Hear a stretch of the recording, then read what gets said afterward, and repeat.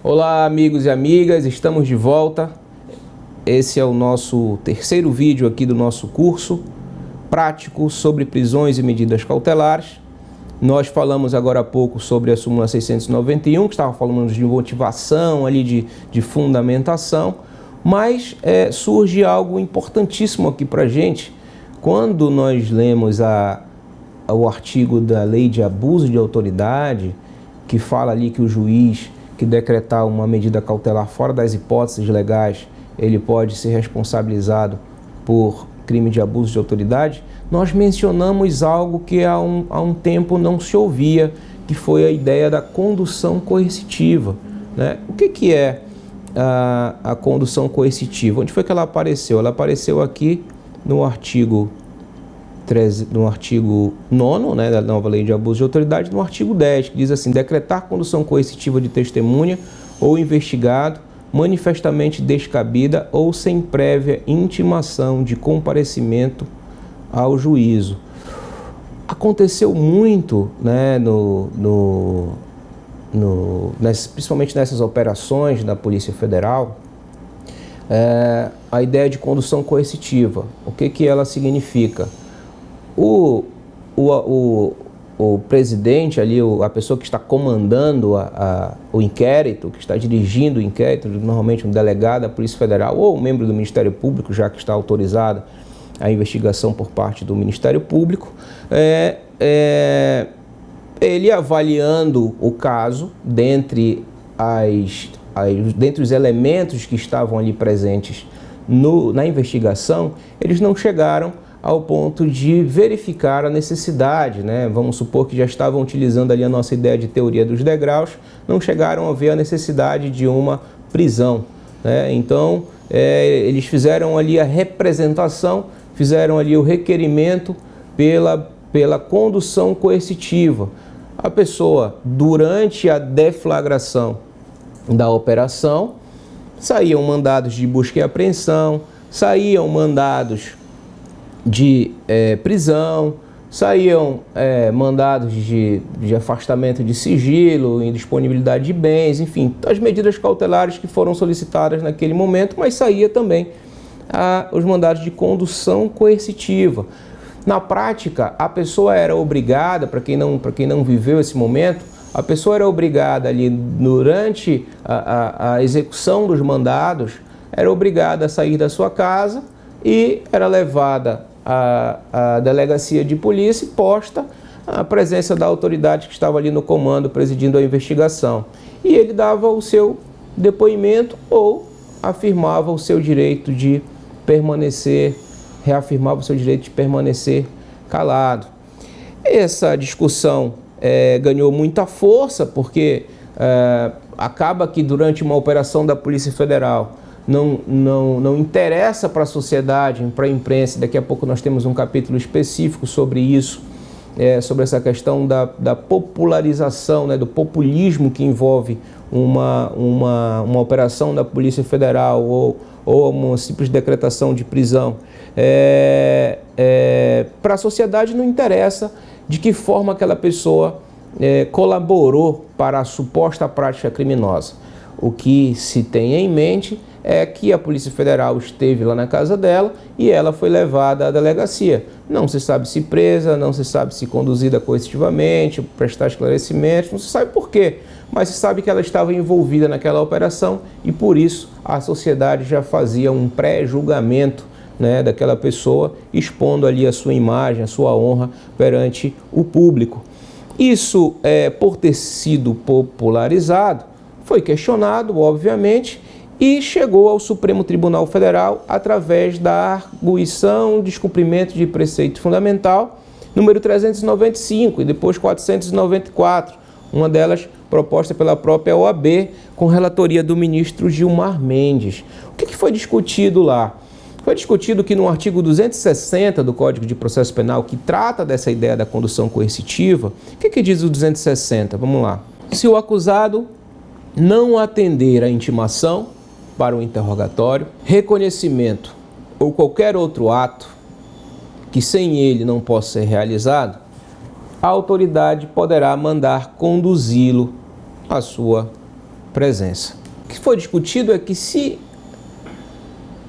o investigado tem direito de permanecer calado, a sua ausência no interrogatório ou o seu não atendimento ao convite para prestar informações naquela investigação configura que ele está exercendo, tacitamente ele está exercendo o seu direito de permanecer calado, que é a ideia do artigo 5º, inciso 63, que também, obviamente, está reforçada em tratados internacionais de direitos humanos, como o nosso Pacto de São José da Costa Rica, lá no pacto está no artigo 8º, 2, a linha G, é o direito de não depor contra si, nem confessar-se culpado, reforçando toda aquela estrutura de que eu tenho direito de não produzir provas contra mim mesmo, aquela ideia do nemo tenete sed tegere,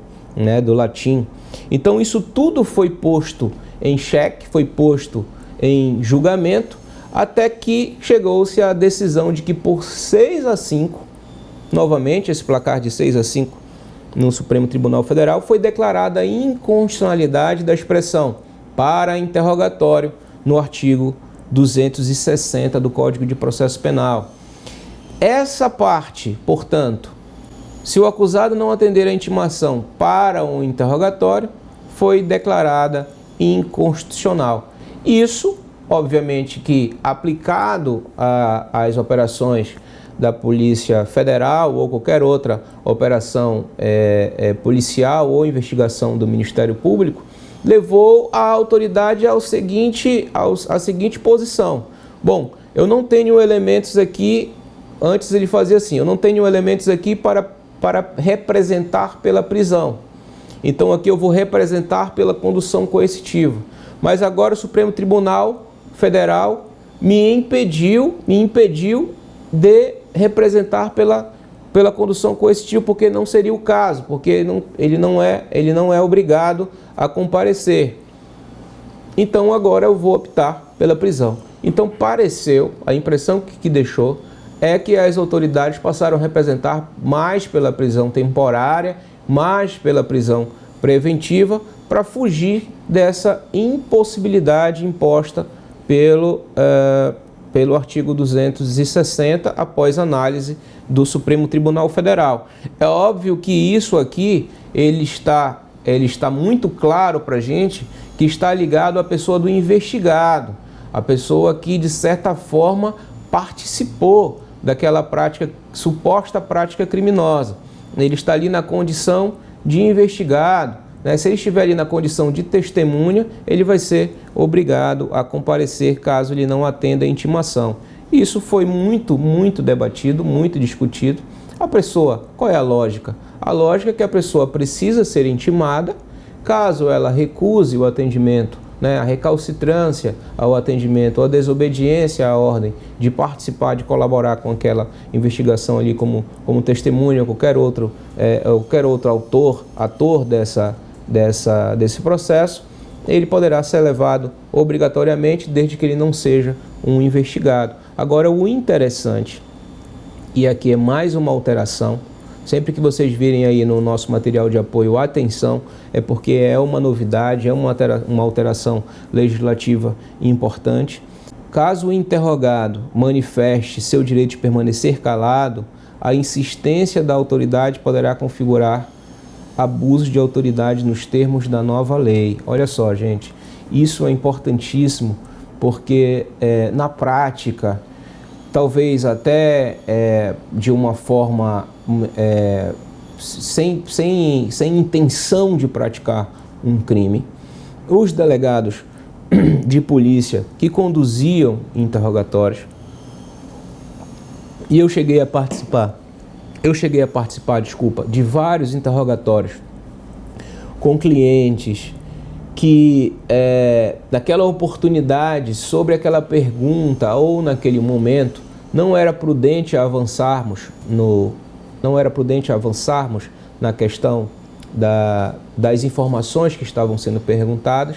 Então, o delegado de polícia, quando anunciava ali o direito de permanecer calado, né? Exemplo do protocolo de Miranda, que a gente vê muito nos filmes norte-americanos.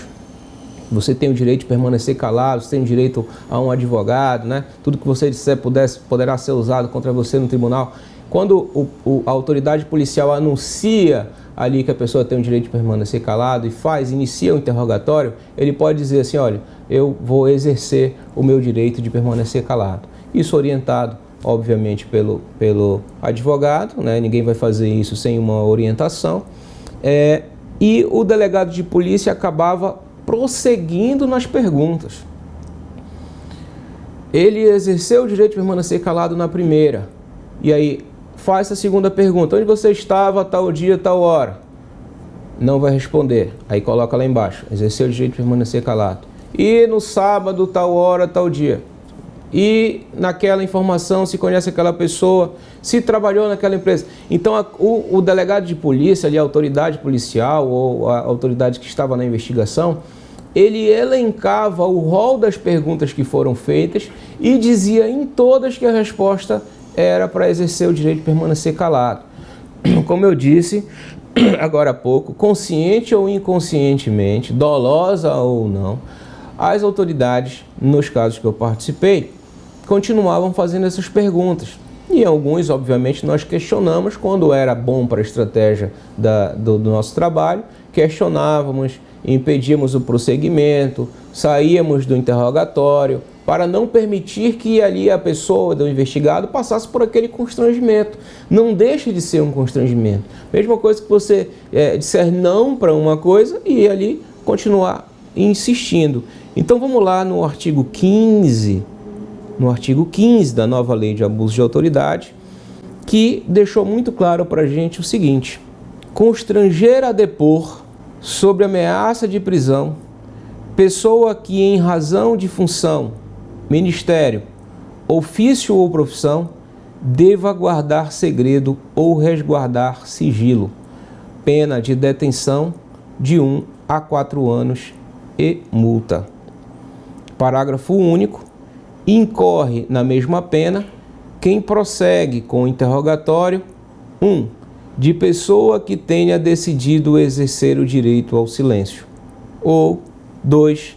De pessoa que tenha optado por ser assistida por seu advogado e defensor público sem a presença do seu patrono. Olha só, nós temos aqui 3 situações diferentes, né, que envolvem o mesmo fato, pegando um gancho aqui. Nós estamos pegando um gancho da ideia de condução coercitiva, né, porque a gente relembrou que ali a pessoa estava sendo forçada a ir à presença da autoridade para depor, né, e isso foi julgado inconstitucional. E agora nós temos aqui um constrangimento, primeiro, para a pessoa que por dever de ofício ou profissão ele deva guardar segredo ou resguardar sigilo. A gente pode pegar uma hipótese aqui de um advogado, né? De um advogado que atuou num processo ou advogava para uma empresa, ou um procurador que atuou numa secretaria, né? Tudo isso é a relação do cliente advogado, né, desde que ele não seja ali um funcionário público, que isso já vai gerar uma complexidade da supremacia do interesse público, enfim.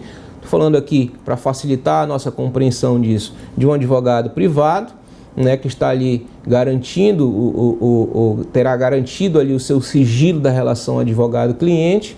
Ele, de certa forma, é chamado para a investigação para prestar esclarecimentos, até para avaliar se a condição dele de advogado não extrapolou, passando a uma associação ao crime. Então ali, até que ponto isso pode ser levado em consideração e até que ponto esse advogado pode ser forçado, né, pode ser constrangido a falar.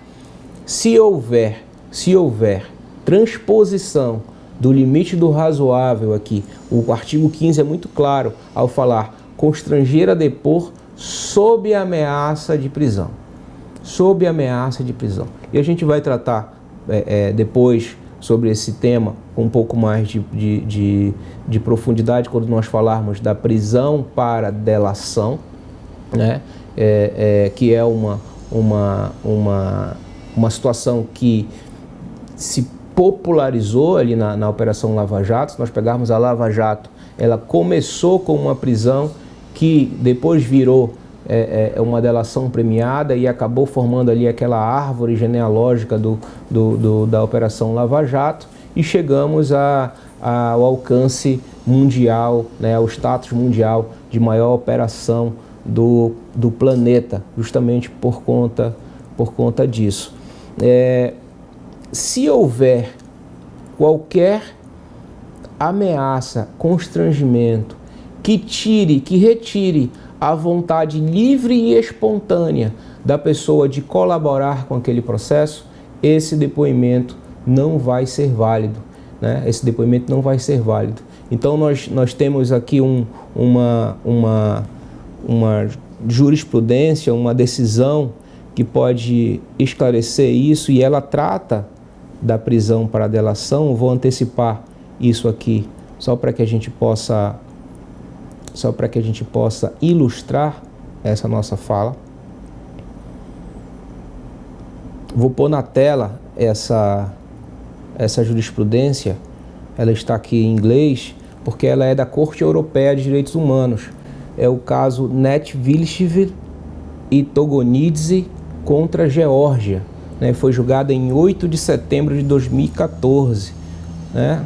Na tradução aqui da jurisprudência, ele fala aqui que há um padrão, né, de negociação entre a defesa e a acusação, tá?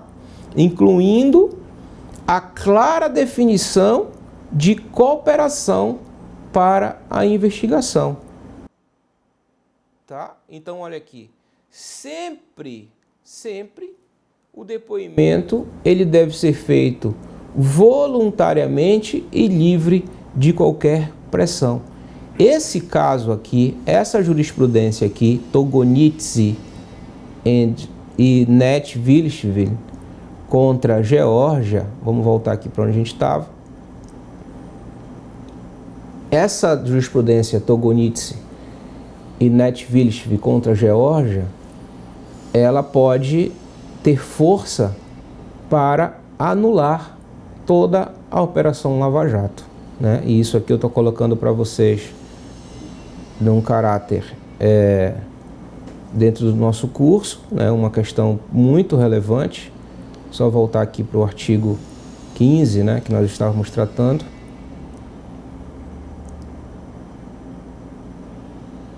Tá? Artigo 15, né, constranger a depor sobre ameaça de prisão, que agora revela para a gente aqui uma decisão da Corte Europeia. Aí você fala assim, Aurinei, essa decisão da Corte Europeia de Direitos Humanos, nós não estamos sob jurisdição da Corte Europeia de Direitos Humanos, nós estamos sob jurisdição da Corte Interamericana lá da Costa Rica, mas é preciso que a gente saiba que entre as cortes internacionais de direitos humanos, para garantir a ideia de fair trial, e a ideia de fair trial ela pode ser trazida para um ambiente doméstico, né, regional aqui, no direito internacional regional aqui do Brasil, né, da América, nós temos o devido processo legal. E quando isso é pensado, falado, projetado para o âmbito internacional, nós temos o fair trial. Então, além de todos esses dispositivos do artigo 5º da Constituição Federal, nós temos que respeitar o que está descrito nas normas internacionais de direitos humanos. Então a gente se protege dentro de uma bolha humanitária, e essas cortes internacionais elas se comunicam, é o que eles chamam de cross-fertilization. Então a jurisprudência que nasce na Corte Europeia de Direitos Humanos, ela pode ser emprestada para a Corte Interamericana de Direitos Humanos, caso não haja ainda um precedente. E como na Europa, obviamente, por ser muito maior, muito mais antigo, as coisas acontecem com muito mais velocidade, e os tribunais acabam tendo acesso a essas decisões, acabam tendo que chegar a essas conclusões, em algumas hipóteses, antes da Corte Interamericana de Direitos Humanos. Então, se a ideia da Lava Jato, a ideia de que um depoimento ele foi dado sob pressão, né,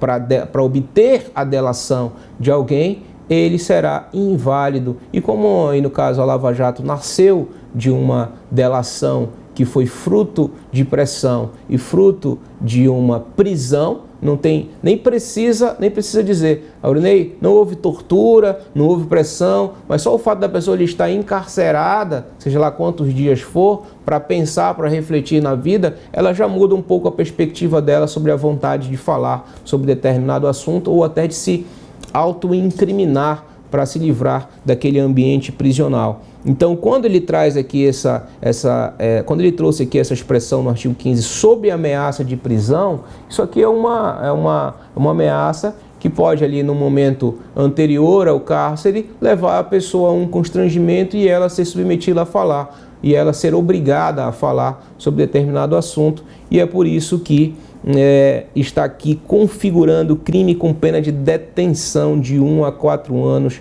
ou multa. Parágrafo único. Incorre na mesma pena quem prossegue com um interrogatório de pessoa que tenha decidido o direito, que tenha decidido exercer o direito ao silêncio. Então, aqui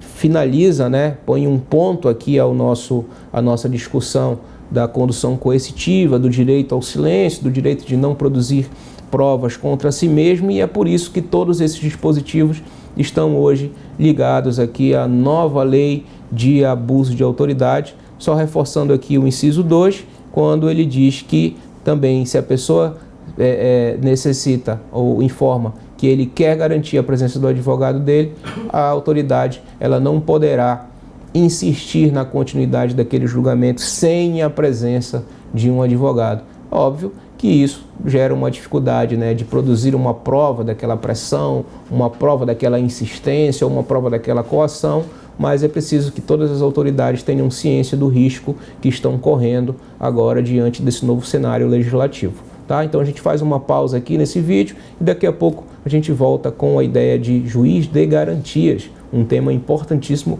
polêmico, que ganhou as redes sociais aí, e você vai saber cada detalhe sobre esse importantíssimo tema que veio agora com o pacote anticrime. Até daqui a pouco.